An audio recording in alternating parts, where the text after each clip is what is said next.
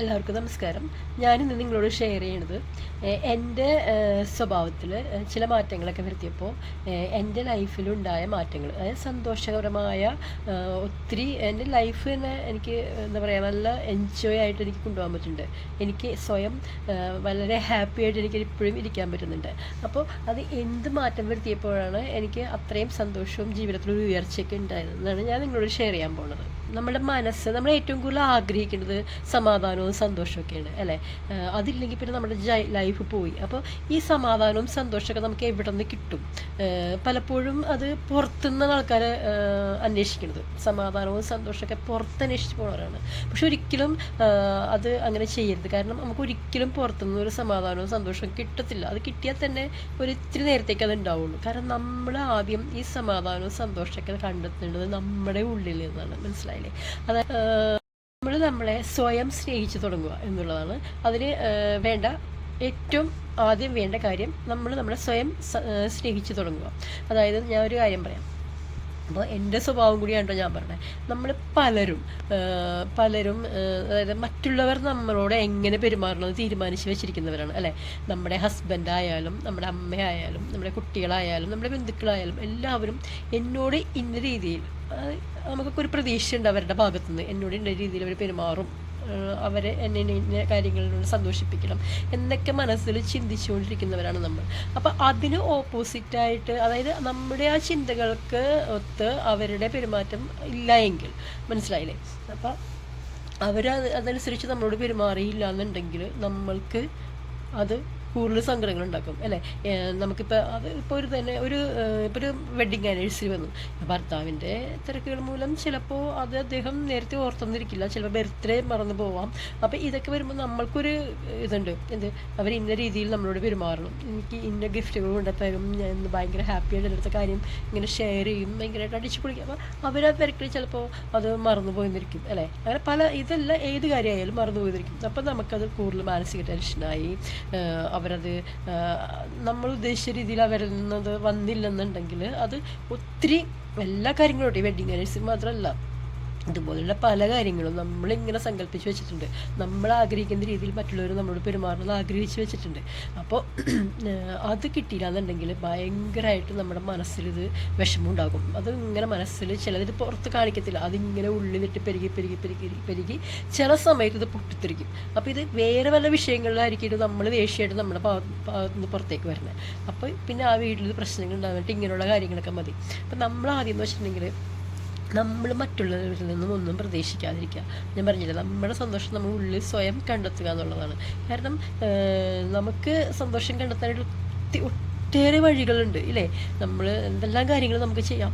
അതായത് ഈ പറഞ്ഞ പോലെ നമ്മൾ സെൽഫ് ലവ് എന്ന് പറയും അല്ലേ, നമ്മൾ സ്വയം സ്നേഹിക്കുക എന്ന് പറയും. അത് സ്വയം സ്നേഹിക്കുക എന്ന് വെച്ചിട്ടുണ്ടെങ്കിൽ നമ്മൾ നമ്മുടെ ശരീരത്തെ ഈ പറഞ്ഞ പോലെ നല്ല മേക്കപ്പൊക്കെ ചെയ്ത് നല്ല അടിപൊളി ഡ്രസ്സൊക്കെ ഇട്ട് നല്ല സുന്ദരിയായിട്ടൊക്കെ എല്ലാവരും നടക്കാറുണ്ട്, സുന്ദരനായിട്ടൊക്കെ നടക്കാറുണ്ട്. പക്ഷേ അതല്ല സെൽഫ് ലവ് എന്ന് വെച്ചിട്ടുണ്ടെങ്കിൽ നമ്മുടെ ഉള്ളിൽ നമുക്കറിയാം, നമ്മുടെ ഉള്ളിലൊരു ചൈതന്യമുണ്ട് അല്ലേ.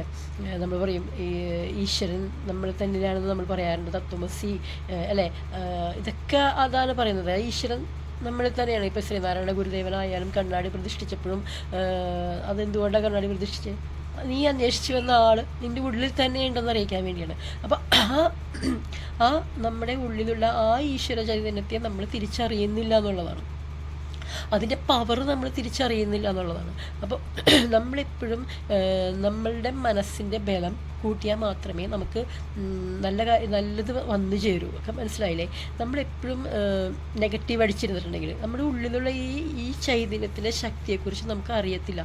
നമ്മളെപ്പോഴും എന്താ പറയുക, എപ്പോഴും ഓരോരോ സങ്കടങ്ങളും കാര്യങ്ങളൊക്കെ പറഞ്ഞ് ഫുൾ ടൈം നെഗറ്റീവും സങ്കടപ്പെട്ടും സ്വയമാണ് പീഡിപ്പിക്കുന്നത്. നമ്മൾ ഈ സങ്കടപ്പെടുക എന്ന് വെച്ചാൽ നമ്മൾ സ്വയം പീഡിപ്പിച്ചുകൊണ്ടിരിക്കുക, വേറെ ആരും അല്ല, നമ്മൾ തന്നെ ഈ പീഡിപ്പിച്ചുകൊണ്ടിരിക്കുക. കാരണം അവരെന്നോട് അങ്ങനെ ചെയ്തു, പണ്ട് അവരെന്നോട് അങ്ങനെ പറഞ്ഞു, അവരെന്നോട് ഇന്ന രീതിയിൽ പെരുമാറി, ഇതൊക്കെ എനിക്ക് ഭയങ്കര വിഷമമായെന്നും പറഞ്ഞ് പെരുമാറിയവരും ചെയ്തവരൊക്കെ അത് മറന്നു പോയിട്ടുണ്ടാവും. പക്ഷെ നമ്മളിതൊരിക്കലും മറക്കത്തില്ല.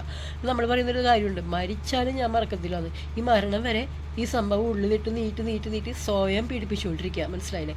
അപ്പം ഇവരുടെ മനസ്സിൽ നെഗറ്റീവ് മാത്രമേ ഉള്ളൂ എല്ലാ കാര്യങ്ങളെക്കുറിച്ചും. നെഗറ്റീവ്. അതായത് ഇപ്പോൾ ഒരു ഉദാഹരണത്തിന് ഞാൻ പറയാം. നമ്മളെ ഒരാൾ ദ്രോഹിച്ചിട്ടുണ്ടെന്ന് വിചാരിച്ചു. ഈ കാര്യം വെച്ചിട്ട് എപ്പോഴും ഇതിങ്ങനെ ചിന്തിച്ച് എല്ലാ കാര്യങ്ങളും ഇങ്ങനെ നെഗറ്റീവായിട്ടുള്ള കാര്യങ്ങൾ നമ്മൾ ഈ ആരെങ്കിലും വഴക്ക് പറഞ്ഞിട്ടുണ്ടെങ്കിൽ അതിങ്ങനെ ഓർത്ത് കരഞ്ഞ് അവരോടുള്ള ദേഷ്യവും അതൊക്കെ ഇങ്ങനെ ഉള്ളിലിട്ട് അതേപ്പറ്റി എപ്പോഴും ചിന്തിച്ച് ഒരു വിഷമിക്കുന്നവരാണ് അല്ലേ. അപ്പോൾ ഈ നെഗറ്റീവായിട്ടുള്ള കാര്യങ്ങൾ വീണ്ടും വീണ്ടും നമ്മളിങ്ങനെ ചിന്തിച്ചുകൊണ്ടിരിക്കും. അതേസമയം നമ്മൾ ആഗ്രഹിച്ച് ഒരു സാധനം വാങ്ങി, ഇപ്പോൾ ഒരു സ്വർണ്ണത്തിൻ്റെ മാല ആഗ്രഹിച്ച് നമ്മൾ വാങ്ങി, ആ മാല വാങ്ങിയപ്പോൾ കിട്ടിയുള്ള സന്തോഷം പിന്നീട് എപ്പോഴെങ്കിലും നമ്മൾ അതിനെക്കുറിച്ച് ചിന്തിച്ച് സന്തോഷിച്ചിട്ടുണ്ടോ? ഇല്ല. നമുക്കത് കിട്ടിയത് ഭയങ്കര ആഗ്രഹിച്ച് കിട്ടിയതാണ്. ഭയങ്കര സന്തോഷത്തോടെ നമ്മൾ അക്സെപ്റ്റ് ചെയ്ത് നമ്മളത് സ്വീകരിച്ച് അണിയുകയും ചെയ്തു. എന്നാൽ പിന്നീട് എപ്പോഴെങ്കിലും അത് കിട്ടിയെന്ന് ഓർത്തോർത്ത് അതിനെപ്പറ്റി ആരും സന്തോഷിച്ചിട്ടില്ല. അതപ്പം കഴിഞ്ഞു. പിന്നെ വരുന്നത് അതിലും വേറൊരെണ്ണം വാങ്ങിക്കണം എന്നുള്ള ചിന്തയെ അതിൻ്റെ ടെൻഷനാണ്. എന്നാൽ ഈ കിട്ടിയതിന് നന്ദി പറഞ്ഞ് അതിലൊരു സന്തോഷം വീണ്ടും നമ്മൾ കണ്ടെത്താറില്ല. അതേസമയം ഒരു നമ്മളെ വിഷമിപ്പിക്കുന്ന കാര്യമാണെങ്കിലോ ഇത് എപ്പോഴും ഇങ്ങനെ ചിന്തിച്ചുകൊണ്ടിരിക്കും. ഇങ്ങനെ ചിന്തിച്ച് അവസാനം നമ്മളിലേക്ക് എന്താ ആകർഷിക്കപ്പെടുന്നത്? ഈ നെഗറ്റീവ് ചിന്തകളും ഇതൊക്കെ നമ്മളിലേക്ക് വന്നുകൊണ്ടിരിക്കുമ്പോൾ, നമ്മളിങ്ങനെ സ്വയം ചിന്തിച്ചു കൊണ്ടിരിക്കുമ്പോൾ നമ്മുടെ മനസ്സിൻ്റെ ബലമാണ് കുറയുന്നത്. അതായത് നമ്മുടെ ആത്മാവിൻ്റെ ബലം കുറയുകയാണ്, നമ്മുടെ ആത്മബലം കുറഞ്ഞുകൊണ്ടിരിക്കും. ശരിക്കും നമ്മളിലേക്ക് നല്ല കാര്യങ്ങൾ ആകർഷിക്കപ്പെടണമെങ്കിൽ നമ്മളെപ്പോഴും പോസിറ്റീവായിട്ട് സന്തോഷമായിട്ട് ചിരിച്ച് കളിച്ച് നടന്നാൽ മാത്രമേ നമ്മളിലേക്ക് എപ്പോഴും പോസിറ്റീവായിട്ടുള്ള കാര്യങ്ങൾ വന്നുകൊണ്ടിരിക്കുകയുള്ളൂ. ഇല്ലെങ്കിൽ നെഗറ്റീവാണ് നമ്മളിലേക്ക് ആകർഷിക്കപ്പെടുള്ളൂ. ഏത് സമയവും നെഗറ്റീവ് അടിച്ച് സങ്കടപ്പെട്ട് വിഷമിച്ച് ഇങ്ങനെ ഇരിക്കുന്ന ആളുകൾക്ക് എങ്ങനെ അവർ ഓക്കെ അല്ലെങ്കിൽ പിന്നെ എങ്ങനെ അവർക്ക് ചുറ്റുള്ളവരും ഓക്കെ ആവാം? ഒരിക്കലും ആവത്തില്ല അല്ലേ. ഇപ്പം നമ്മൾ പറയും അമ്പലത്തിൽ ചെല്ലുമ്പോൾ നമ്മൾ പറയാറുണ്ട്, നമ്മൾക്ക് അവിടെ ചെന്ന് അമ്പലത്തിൽ ചെല്ലുമ്പോൾ ഒരു സന്തോഷമുണ്ട് മനസ്സിൽ, അത് കഴിഞ്ഞാൽ പിന്നെ ഇല്ല. വീട്ടിൽ വരുമ്പോൾ എന്താ കാരണം? വീണ്ടും നെഗറ്റീവ് ആവുക. അമ്പലത്തിൽ ചെല്ലുമ്പോൾ എന്ന് വെച്ചാൽ അവിടുത്തെ ആ പോസിറ്റീവ് എനർജി അവിടെ ചെന്ന് കഴിയുമ്പോൾ അതൊരു സന്തോഷം, മനസ്സിൽ സമാധാനം കിട്ടും. ഈ സമാധാനം വീണ്ടും നിലനിർത്തിക്കൊണ്ട് പോകാൻ നമുക്ക് പറ്റുന്നില്ല. അമ്പലത്തിൽ നിന്ന് വന്നു കഴിഞ്ഞാൽ വീണ്ടും നമ്മൾ പഴയ പോലെ നെഗറ്റീവ് ആവുകയാണ്. അപ്പോൾ വീണ്ടും നമ്മൾ നെഗറ്റീവിലേക്ക് ആകർഷിക്കുകയാണ്. അല്ലാതെ നമ്മുടെ കുഴപ്പമാണ്. നമ്മൾക്ക് ഈ പറഞ്ഞ പോലെ പ്രാർത്ഥനകൾ ഫലിക്കുന്നില്ല, നമ്മളുടെ ആഗ്രഹങ്ങൾ നടക്കുന്നില്ല. അതേപോലെ നമുക്ക് എപ്പോഴും ദുരിതങ്ങൾ വന്നു ചേർന്നുണ്ടെങ്കിൽ അത് വേറൊരാളുടെയും കുഴപ്പമില്ല, അത് നമ്മുടെ കുഴപ്പം തന്നെയാണ്, നമ്മുടെ ചിന്താഗതിയുടെ കുഴപ്പമാണ്. നമ്മുടെ ചിന്തകൾ മാറ്റി, അതായത് നമുക്കറിയാം നമ്മൾ ഒരു ദിവസം എത്ര കാര്യങ്ങൾ നമ്മൾ ചിന്തിക്കുന്നുണ്ട് അല്ലേ. ചിന്തകളിലൂടെയാണ് നമ്മുടെ മനസ്സ് പോണത്. നമ്മൾ പോണത് തന്നെ ചിന്തകളിലൂടെയാണ്. അപ്പം ആ ചിന്തകളിൽ എത്ര പോസിറ്റീവ് ചിന്തകളുണ്ട്, എത്ര നെഗറ്റീവ് ചിന്തകളുണ്ട്, നിങ്ങൾ തന്നെ ഒന്ന് നിരീക്ഷിച്ച് ചോദിക്കുമോ? ഏറ്റവും കൂടുതൽ നിങ്ങൾ ചിന്തിച്ചുകൊണ്ടിരിക്കുന്നത് നെഗറ്റീവായിട്ടുള്ള കാര്യങ്ങളാണ്. പോസിറ്റീവായിട്ടുള്ള കാര്യങ്ങളല്ല ചിന്തിക്കണം പലരും.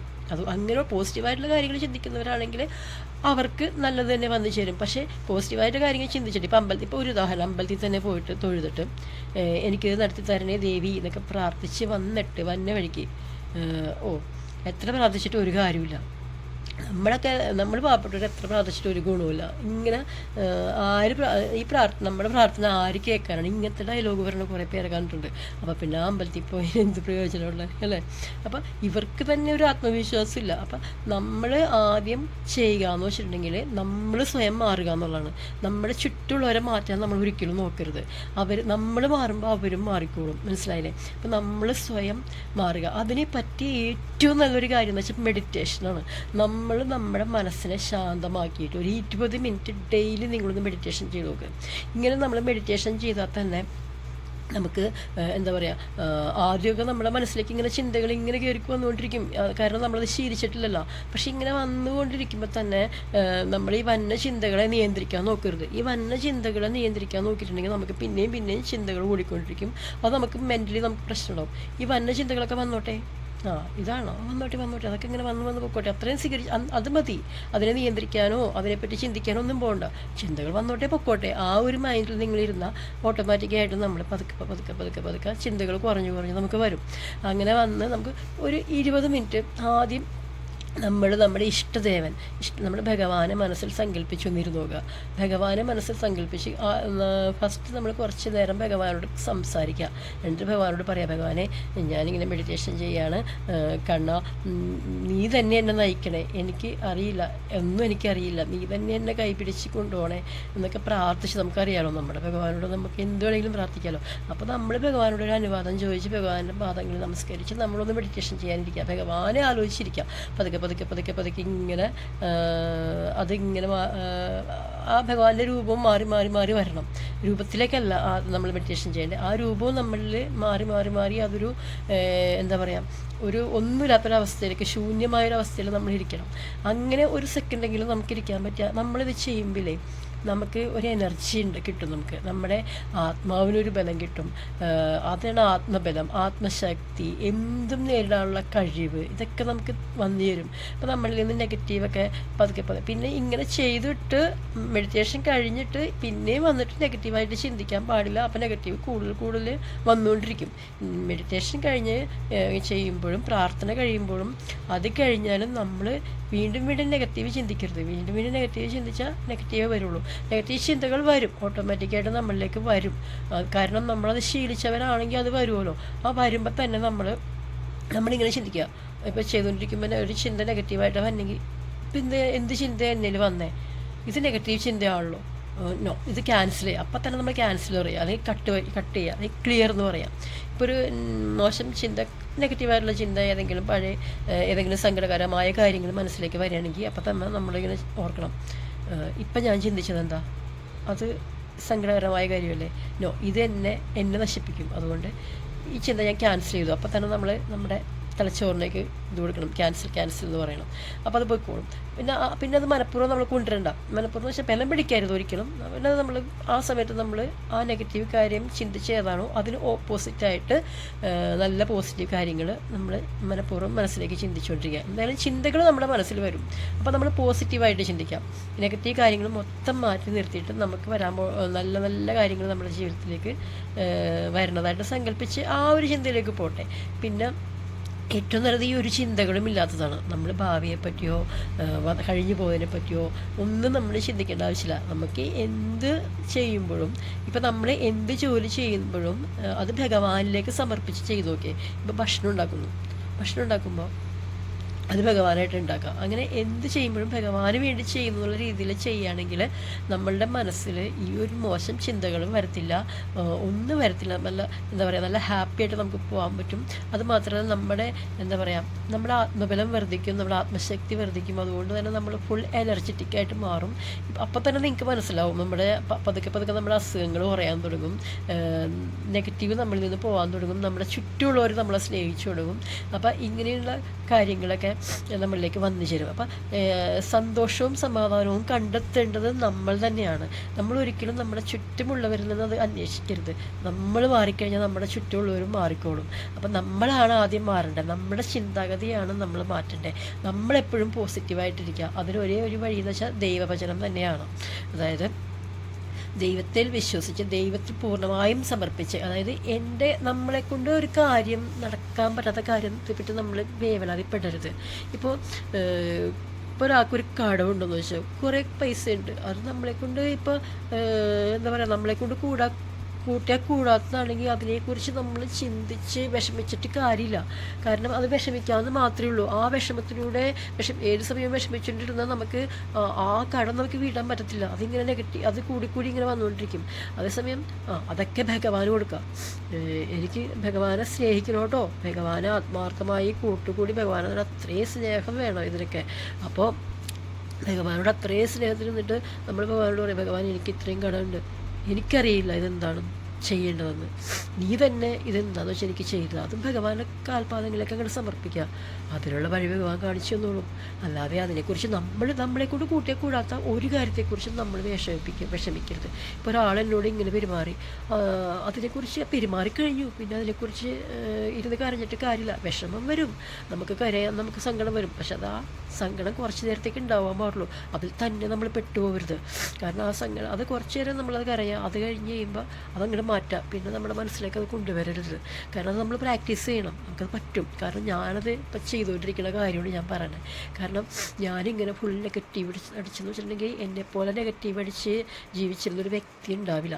ഫുൾ ടൈം നെഗറ്റീവ് കാര്യങ്ങൾ മാത്രം. പണ്ട് ആൾക്കാർ പ്രവർത്തിച്ചതും കുഞ്ഞിലേ എന്നെ പ്രവർത്തിച്ചതൊക്കെ ആലോചിച്ചിരുന്നൊക്കെ അറിയാൻ എനിക്ക് ലൈഫിൽ സമയം ഉണ്ടായിട്ടുള്ളൂ. അങ്ങനെ ഇരുന്ന് ചെയ്യുമ്പോൾ എനിക്ക് അത് നമ്മളിൽ കൂടുതൽ അങ്ങനെയുള്ള അനുഭവങ്ങൾ വന്നുകൊണ്ടിരിക്കും.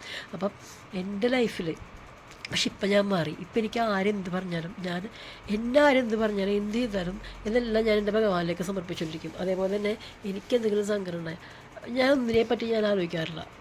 എല്ലാ ഭഗവാനും സന്തോഷം വന്നാലും സങ്കടം വന്നാലും എന്ത് വന്നാലും ഞാൻ ഭഗവാനോട് തൊണ്ടിരിക്കും. ഇപ്പോൾ ആൾക്കാരെ ഏറ്റവും കൂടുതൽ ദ്രോഹിച്ച് നമ്മുടെ മനസ്സിനെ തകർത്ത് കളഞ്ഞാലും കൂടി വന്നാൽ കുറച്ച് സമയം അല്ലെങ്കിൽ ഒരു ഒന്നോ രണ്ടോ ദിവസം അത് കഴിഞ്ഞാലും നമ്മളത് ഭഗവാന് കൊടുത്തിട്ട് നമ്മളതിൽ നിന്ന് മാറും. കാരണം എൻ്റെ സന്തോഷം ഞാനാണ് കണ്ടെത്തണ്ടേ അല്ലേ. എനിക്ക് എത്രയോ കാര്യങ്ങൾ നമുക്ക് ഇഷ്ടപ്പെട്ട ആക്ടിവിറ്റിയിലേക്ക് നമുക്ക് തിരിയാം അല്ലേ. പിന്നെ മനസ്സിൽ നമ്മൾ ഭക്ഷണം കൊടുക്കുക, അതായത് നമ്മുടെ ആത്മാവിന് നമ്മൾ ഭക്ഷണം കൊടുക്കുക, അതാണ് ധ്യാനം. അത് നമ്മൾ കൊടുത്തേ പറ്റൂ. അത് കൊടുത്താൽ മാത്രമേ നമുക്ക് നമ്മുടെ ആത്മസുഖം നമുക്ക് കിട്ടത്തുള്ളൂ. സമാധാനം, നമ്മൾ അന്വേഷിച്ചെടുക്കുന്ന സമാധാനവും സന്തോഷം കിട്ടണമെന്നുണ്ടെങ്കിൽ നമ്മൾ മെഡിറ്റേഷൻ തന്നെ ചെയ്യണം. മനസ്സിലായി. അപ്പോൾ എനിക്കുണ്ടായ കുറച്ച് ഇങ്ങനെയുള്ള കാര്യങ്ങളൊക്കെ നിങ്ങളോട് ഷെയർ ചെയ്യാനാണ് ഞാൻ ഇത്രയും കാര്യങ്ങൾ പറഞ്ഞത്. അപ്പം ഇതൊക്കെ ഒരാൾക്കെങ്കിലും ഒരു മാറ്റം വരുമെങ്കിൽ അതും എൻ്റെ ഭഗവാനിലേക്ക് ഞാൻ അർപ്പിക്കുന്നു. അത്രയും ഞാൻ ഉദ്ദേശിച്ചിട്ടുള്ളൂ. അപ്പോൾ എല്ലാവർക്കും എൻ്റെ ചാനൽ ഇഷ്ടമായ ലൈക്ക് ചെയ്യണം, സബ്സ്ക്രൈബ് ചെയ്യണേ. എല്ലാവർക്കും നമസ്കാരം. ഹരേ കൃഷ്ണ.